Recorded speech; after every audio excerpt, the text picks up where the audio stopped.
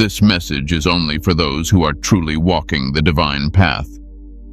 If you feel something pulling you to stay, that is not accidental. This reached you at the exact moment your spirit was ready to hear it. Not early, not late, perfect timing. There is an instruction God gives to his chosen ones that most people never notice.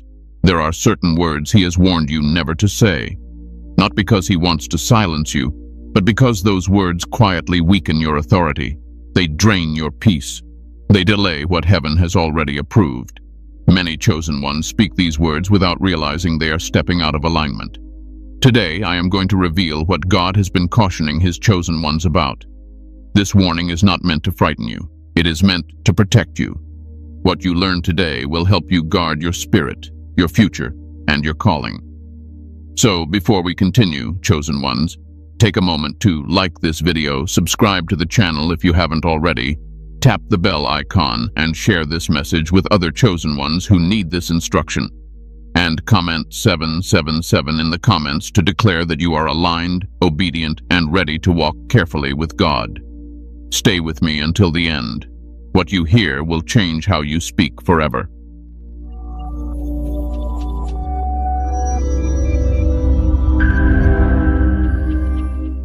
Why words hold spiritual power for the chosen one. Before I tell you what God has instructed you never to say, you must first understand why your words matter more than you realize. This is where many people misunderstand their own spiritual weight. They think words are just expressions, just sounds, just habits formed by emotion. But for those who are chosen, words are never just words. They are carriers. They are agreements. They are spiritual signals. I want you to hear this calmly, without fear. Ordinary people can speak carelessly and still move forward. Chosen ones cannot. Not because God is harsh with you, but because he has entrusted you with authority. And authority always comes with responsibility. When God places his hand on someone's life, he also places a guard over their mouth, not to control them, but to protect them. From the very beginning, God revealed the power of speech. Creation itself responded to spoken instruction. Not action first, not effort first. The voice came before the manifestation. This is not symbolic. This is spiritual law. Words shape environments. Words set direction. Words either agree with God or quietly resist him. Now listen closely. When God calls someone chosen, their spirit becomes sensitive. Their words carry weight because their alignment carries weight. You may not feel powerful. You may not feel ready. But the spiritual realm recognizes what God has marked. That is why certain delays happen after careless speech. That is why peace leaves after certain phrases are spoken. That is why you feel drained after saying things that sounded normal to others. You are not imagining it. You are not overthinking. You are responding to spiritual feedback. Many chosen ones grow up learning to speak from emotion. They speak frustration when they are tired. They speak doubt when they feel overwhelmed. They speak limitation when they feel pressure. And for a while, nothing seems to happen. But over time, they notice patterns. Momentum slows, confidence weakens, clarity fades. And they don't understand why, because they are still praying, still believing, still trying. What they don't realize is that prayer and speech must agree. Faith and language must walk together. You cannot pray one thing and constantly speak another. Heaven listens to both. And for chosen ones, spoken language often reveals the true state of alignment faster than prayer does. Let me say this gently. God listens to your prayers, but your life often responds to your words. This is why God begins to correct speech before he expands purpose, before he increases influence, before he opens doors that cannot be closed again. Because once authority increases, careless words become dangerous. Not to others, to you. This is also why the enemy pays close attention to what chosen ones say. Not because the enemy has power over you, but because he looks for permission. Words give permission. Agreement gives access. Silence removes leverage. When you speak against yourself, you do not realize you are handing away spiritual ground that God already secured for you. Chosen one, humility is not self-destruction. God never asked you to shrink your voice. He asked you to align it. There is a difference between being meek and being verbally powerless. Meekness is strength under control. Weak speech is strength leaking away. Many chosen ones confuse honesty with alignment. They think that because something feels true emotionally, it must be safe to say spiritually. That is not always the case. Feelings change. Alignment anchors. God is more concerned with where your words are leading you than with how accurate they sound in the moment. You see, words are not only expressions of belief. They are rehearsals of destiny.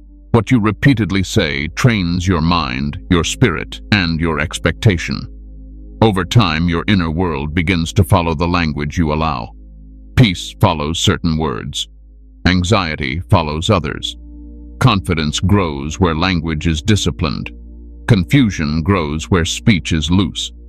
This is why chosen ones often feel convicted after saying certain things, even when others laugh and move on. That conviction is not condemnation. It is sensitivity. It is evidence that your spirit is tuned to a higher frequency. You are being trained, not punished. God does not demand perfection from your mouth. He demands awareness. Awareness of what aligns with Him and what quietly contradicts Him.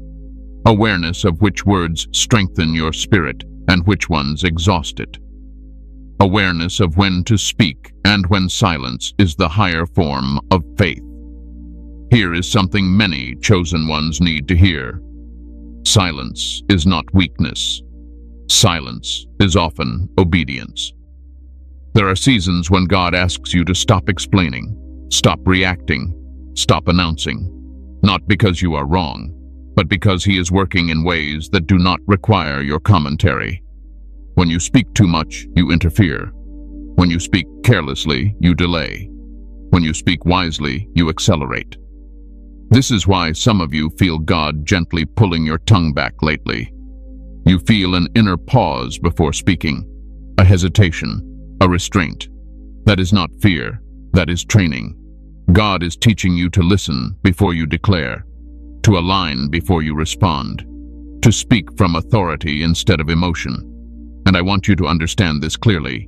The fact that God is correcting your speech is a sign that your next season is close. He does not refine mouths that will not be trusted with influence. He does not guard words that will not shape outcomes. He does not discipline language without purpose ahead. Chosen one, your words matter because you matter. Your voice carries weight because God has placed weight on your life. This is not about being perfect. This is about being protected. Now that you understand why words carry such power for the chosen, you are ready to hear what God has been warning you never to say. And as we move forward, I want you calm, open, and assured. This instruction is not here to silence you. It is here to strengthen you. Stay with me. What comes next will bring clarity you have been missing. The first category of words. God warns you never to speak. Chosen one, now that you understand why your words carry spiritual weight, it is time to address the first category of words God has been quietly warning His chosen ones never to speak. These words often sound harmless. They even sound honest. Many people speak them casually, without a second thought.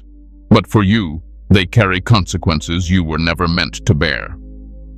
This first category is made up of words that cancel you.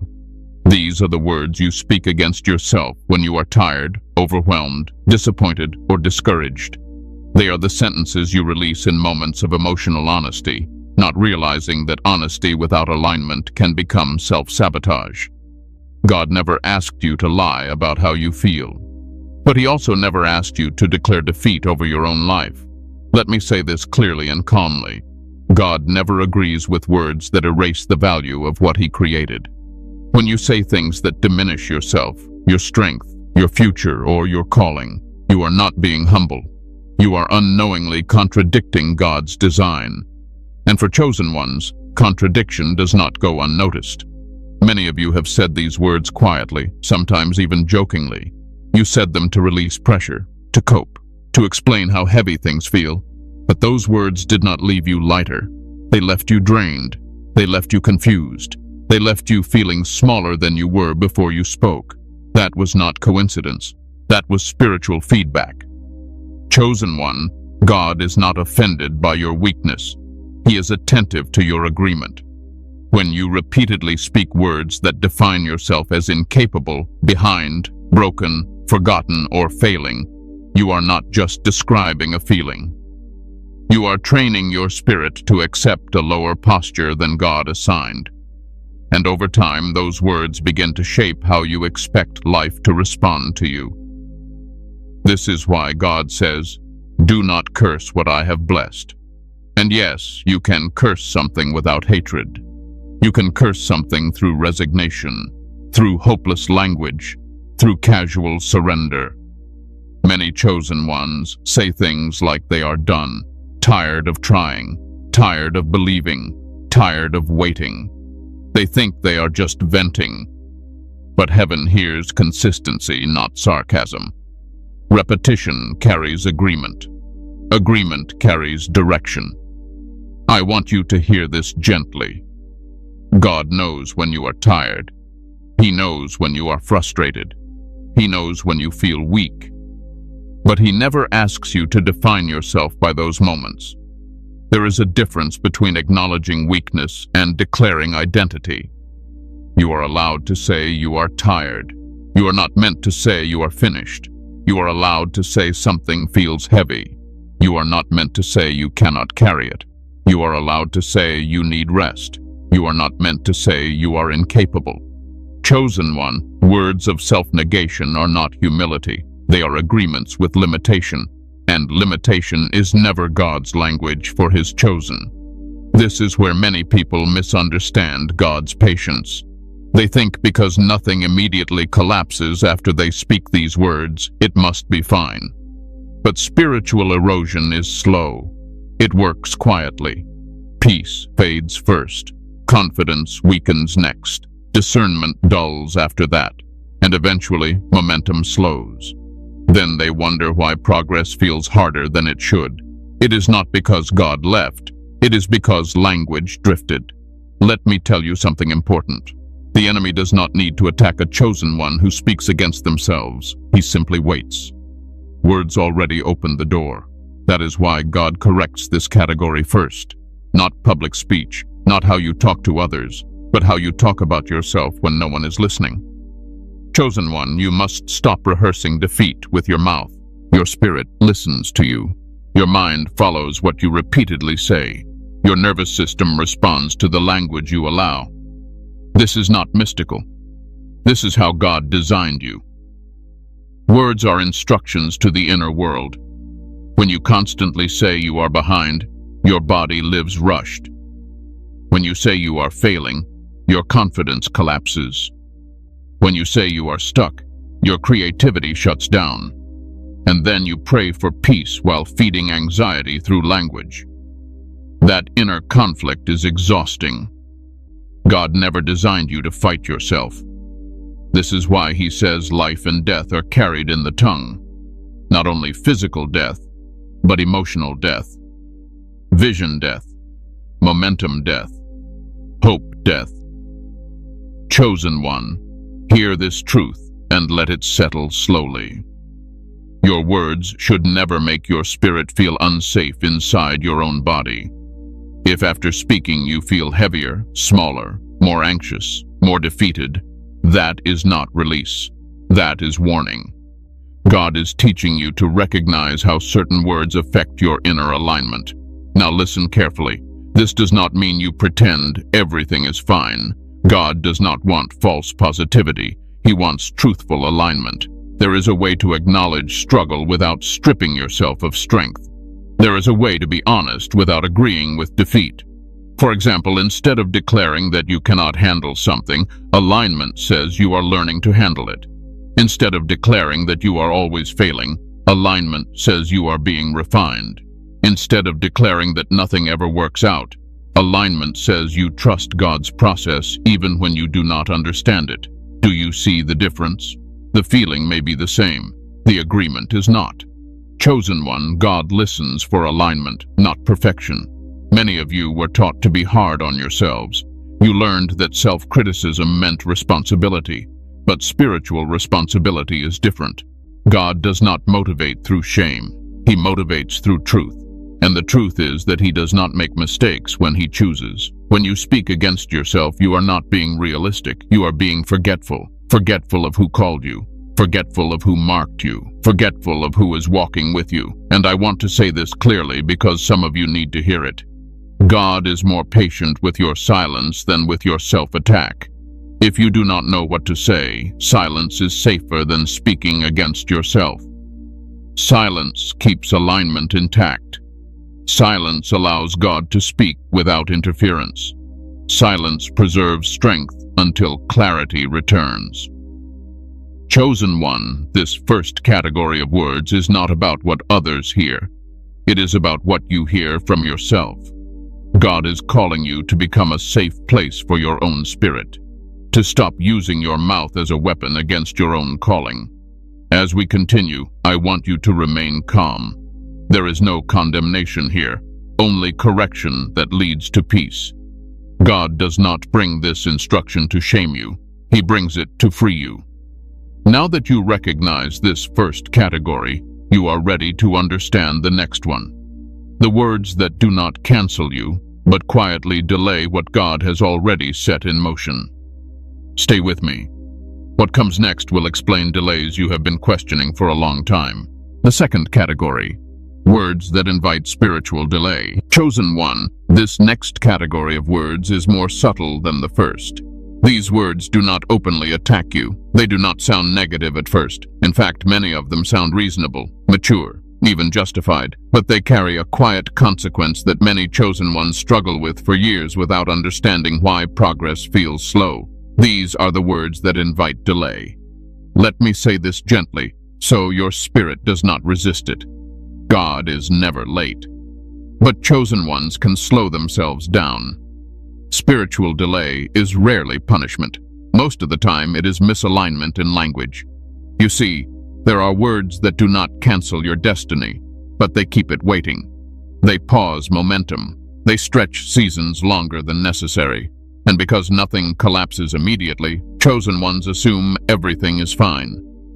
But inside, something feels stalled. These words usually come from impatience, comparison, and emotional exhaustion. They sound like questions, complaints, and explanations. They come out when you are tired of waiting, tired of being misunderstood, tired of watching others move ahead while you feel unseen. God understands those feelings. He truly does. But He does not want you to build a lifestyle of speaking from them. Chosen one, heaven moves fastest when your words agree with timing, not emotion. Many chosen ones speak delay into their lives without realizing it. They talk about how long something has taken. They repeat how hard the process feels. They remind themselves and others how nothing seems to be changing. They explain their frustration in detail, thinking clarity will bring relief. But explanation is not alignment. Every time you rehearse how long you have been waiting, you reinforce waiting as identity. Every time you repeat how slow things feel, you teach your spirit to expect slowness. Over time, delay becomes familiar, comfortable, expected, and expectation is powerful. Let me tell you something important. God does not respond to urgency the way humans do. He responds to alignment. When you constantly speak impatience, you are not speeding God up. You are revealing inner resistance to the process that is forming you. And formation cannot be rushed without damage. Chosen one, the process is not happening to waste your time. It is happening to strengthen your foundation. And your words either cooperate with that strengthening or quietly fight against it. Another form of delay-inviting speech comes through comparison. When chosen ones speak about where others are, what others have, how fast others moved, they unknowingly step out of their own lane. Comparison language pulls your focus away from obedience and into evaluation, and evaluation slows movement. God never asked you to monitor timelines that were not assigned to you. When you say things like others are ahead, others were chosen faster, others have it easier, you are not just observing. You are mentally shifting away from trust. And trust is the fuel of divine acceleration. Chosen one, what God is building in you cannot be compared to what He is building in someone else. Your timing is customized. Your preparation is precise. Your release is intentional. Comparison disrupts that precision. There is also a category of delay-inviting words that come from constant explanation. Chosen ones often feel misunderstood. They feel the need to justify their choices, to explain their silence, to defend their obedience, to clarify their boundaries. And while explanation feels harmless, it drains spiritual momentum. God never asked you to explain what He instructed.